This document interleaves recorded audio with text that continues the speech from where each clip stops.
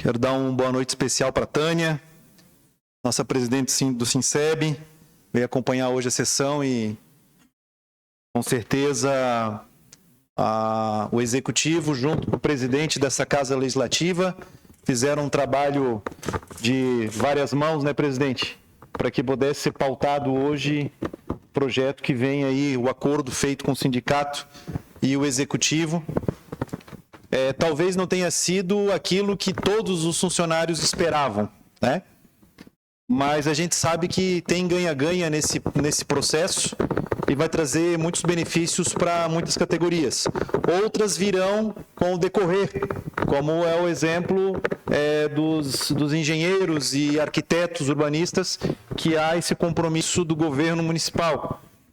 Também há o compromisso do 14º salário para a educação, de fazer a luta pelo achatamento do salário dos professores, o 1,25 a mais para a educação, justamente para começar esse trabalho, né, tão incessante que o sindicato vem fazendo junto com o Executivo. E outras pautas que nós temos certeza que o governo também vai trazer, né, a inclusão da regência de classe para os professores. Isso eu acho que é uma das principais bandeiras que a educação hoje vem defender, e eu tenho certeza que os professores recebendo esse benefício lá na sua aposentadoria é que vai fazer a grande diferença nessa negociação e nessa luta que o sindicato vem fazendo, principalmente para essa categoria que é tão sucateada no nosso país. O professor Rogério está aí, já fez aqui grandes defesas da área da educação a nível estadual, a nível municipal e a nível federal, né? Porque todo grande profissional teve um professor que o ensinou. Então é a classe que talvez deve ser a mais contemplada no Brasil. Então eu dou os parabéns por essa luta em prol da educação, que realmente merecem essa bandeira. Mas, senhor presidente, diante de tantas falas que nós tivemos hoje aqui nessa tribuna, e o Pedrinho trouxe um assunto muito importante aqui, e quem passou pela Covid, quem passou de 2019, 2020, 2021, que nós tivemos aí uma série de atropelamentos no mundo todo, na verdade, que foi uma novidade, né, para todos. Iniciou lá na China e se espalhou rapidamente. E hoje nós vemos quanta coisa nós passamos.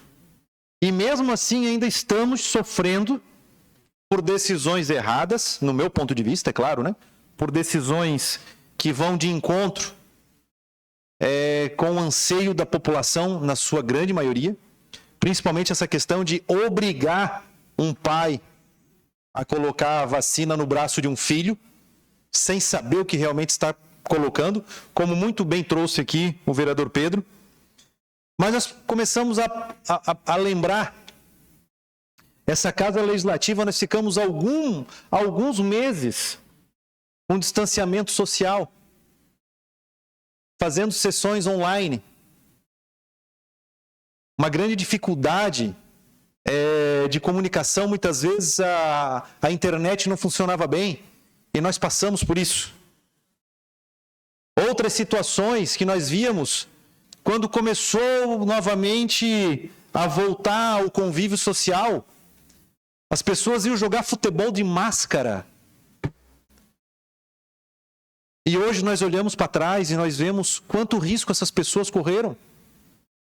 E aí eu estava fazendo uma pesquisa agora ali rapidamente, porque eu ouvi algumas matérias, que inclusive a USP, alguns profissionais fizeram um estudo, que a máscara não ajudou, ela prejudicou. O distanciamento social ajudou. Mas a saúde mental piorou em não sei quantos % a nível mundial. E nós vemos, e nos lembramos, né, com muita tristeza, as pessoas morriam de Covid e nem a família podia fazer o velório.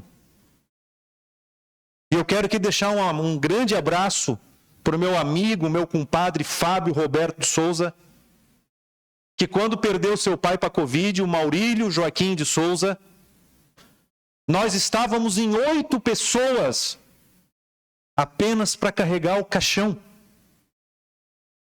Nem a esposa e as filhas puderam fazer parte do velório de uma pessoa conhecida nos 4 cantos da cidade, que ajudou muita gente nessa cidade. E que foi sepultado lá na Santa Terezinha, com 8 amigos carregando o caixão, porque não podia. Então olha tudo que nós passamos, tudo que nós enfrentamos, e agora nós estamos discutindo ainda a obrigatoriedade de colocar uma vacina experimental no braço das nossas crianças. Diante de todo o apelo que já foi feito pela sociedade científica. Eu me recordo, Rick, falando agora dos empresários, que eles prendiam o empresário que abria sua porta para vender o seu produto que estava estragando, para que ele pudesse sobreviver. Eles prendiam as pessoas na praia, caminhando na praia, sozinhas, sem ninguém ao redor. A polícia prendia o cidadão, tocava spray de pimenta naquele que saía correndo ainda que não queria se entregar. Atitudes lamentáveis que o ex-presidente Bolsonaro condenava veemente esse tipo de atitude e foi taxado pela esquerda como genocida, como se ele fosse o responsável pela morte dos Covid no Brasil. E as mortes não pararam no governo, continuaram quando ele saiu. Na sua diminuição, porque as pessoas já estavam imunizadas, já estavam autoimunes, do vírus. Desculpa, Roberto, conceda a parte, não vi o senhor ali. Vereador Pirola, mais uma vez quero te parabenizar. É um assunto pertinente e muito importante, pois no início da pandemia as pessoas queriam estar se vacinando porque queriam se proteger. E depois foi vendo que não tinha eficácia. A vacina não era algo seguro, porque com o passar do tempo as coisas foram acontecendo.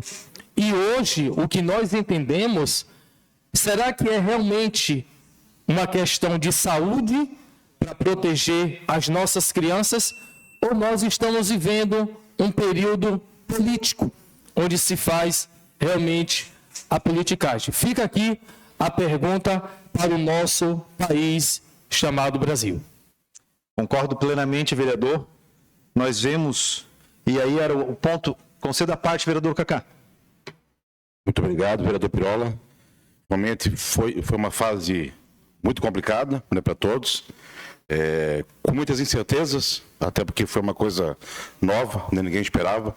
Parecia coisa de filme, inclusive, né? De aquele filme, o The Walking Dead. Muitos erros foram cometidos, obviamente, muitos acertos também, mas uma coisa que eu gosto sempre de frisar: eu perdi o meu tio, Rosalvo Tavares, que o Dingo, que era um cara que eu amava de paixão. Ele ficou 42 dias entubado. No período que ele estava entubado, o ex-presidente Bolsonaro ficou imitando gente sem ar e dizendo que era uma gripezinha. E o meu tio morreu de Covid. Então, esse tipo de coisa, lamentável, a gente também tem que lembrar. Foi uma coisa lamentável, realmente. Foi uma falta de respeito com as pessoas que estavam sofrendo, inclusive a minha família toda. Obrigado, vereador. Concordo, Cacá. Algumas atitudes tomadas têm que ser repreendidas também, independente da cor partidária. E concordo plenamente com o senhor que algumas atitudes foram realmente tomadas pelo ex-presidente que não precisavam ter sido feitas. Ela não foi apenas uma gripezinha, ela foi uma grande gripe. Mas o contexto final para o encerramento, senhor presidente, é que, enquanto chamavam o ex-presidente de genocida, no meio da maior, talvez a maior e mais conhecida crise mundial da saúde, o ovo não subiu, o café não subiu, o dólar não disparou e as pessoas tinham condições ainda financeiras de se manter. Hoje, sem pandemia nenhuma, nós vemos o nosso país quebrando dia após dia. E eu vi uma postagem agora do vereador Rick, que eu fiz questão de comentar, 30 segundos para encerrar, senhor presidente, onde os Correios estão numa das maiores crises financeiras e que tinha superávit no governo Bolsonaro, sem poder trabalhar, porque tinha Covid. E na maior crise, talvez, os Correios pagam 4 milhões de reais para um cantor puxa-saco do presidente Lula para fazer uma turnê internacional. Viva novamente o país de bananas. Obrigado, senhor presidente.